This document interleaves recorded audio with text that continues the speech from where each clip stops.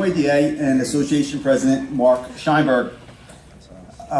This award goes to two young men who are testaments to the high quality of technical automotive training we have here in Metro New York. As many of you know, in 1993, GNYADA created the National Automotive Technology Competition to help curb the nationwide shortage of qualified automotive technicians and to raise the level of vocational education standards in public school system. Held against the backdrop of the New York International Auto Show, the National Automotive Technology Competition has become the granddaddy of them all for high school students looking to improve their automotive knowledge. This year's national championship team, I'm happy to say, was Team GNYADA. John GNYADA and Evan Wagner from HBO Ward Technical Center School in Riverhead. They came to New York City and they beat out 29 other teams from across the nation in a 2-day competition that was intense. That they had to go through 10 different workstations and they had 3 hours to fix a bunch of bugs on their car, and they did a great job. I invite John and Evan up to the stage. Our heroes today, as long as they are two-time championship instructor Michael Hara and their principal Marie Davis. Let's give them all a great big round of applause.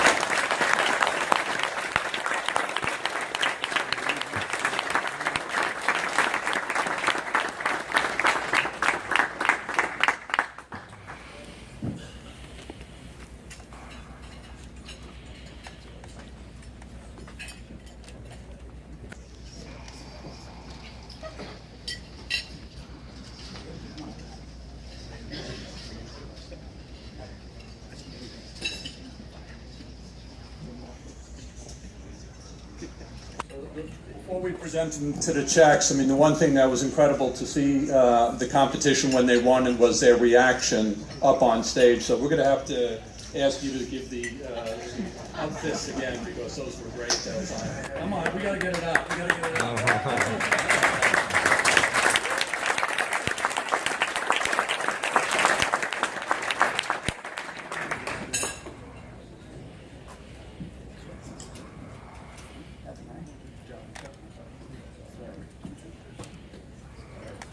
Congratulations. Try to get into the bushes. Way to go.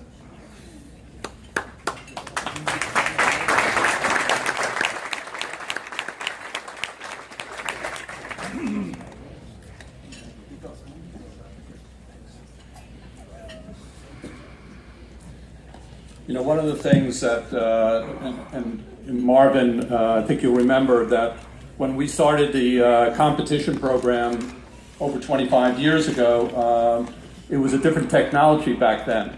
And we held our first competition. It was a local competition in Brooklyn at the one of the military operations that are in Brooklyn, the reserve area. And what we did is we had a whole bunch of General Motors donated a whole bunch of cars with changes. And one of the conditions that we created in the vehicle was a no-start condition. And these days you can basically set up on the onboard diagnostics on a laptop a way to make sure that the car doesn't start. Back then it was basically jamming the fuel line with something so that it wouldn't start, that it would be starved for gas.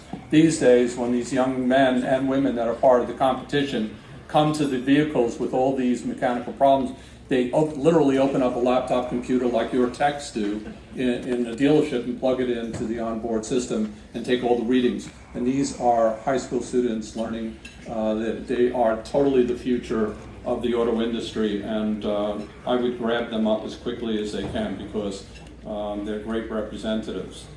So another acknowledgement that we want to do, and this has been a year of some sorrow for our family, in that we have had some of the past leaders have passed away.